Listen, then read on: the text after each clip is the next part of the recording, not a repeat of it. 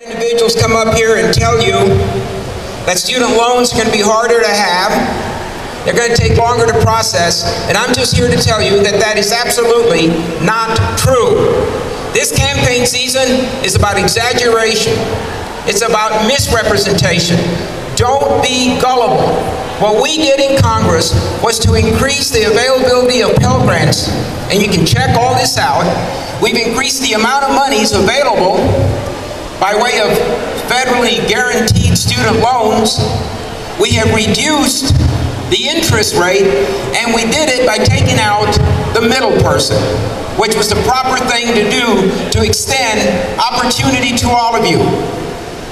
What is it that we have to say to our young people to get you to the polls?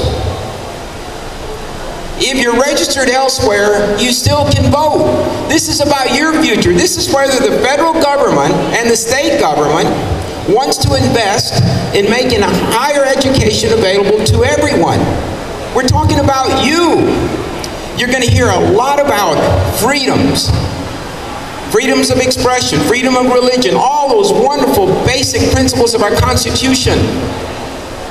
But how can we have and enjoy and exercise those freedoms if you don't have freedom from hunger, freedom from illness, and freedom from ignorance? Our priorities are to extend opportunities to all of you that wish to put in the blood, sweat, and tears to accomplish something in your life. Join me. We say yes to the American dream because it is achievable, but it will not happen overnight without your help. Look past all of the slogans. Look to performance. Look to see what we have done for the students in the United States of America, whether it's K through 12 or higher education. And I stand before you. I am not for abolishing the Department of Education. And you better start looking to see what people stand for.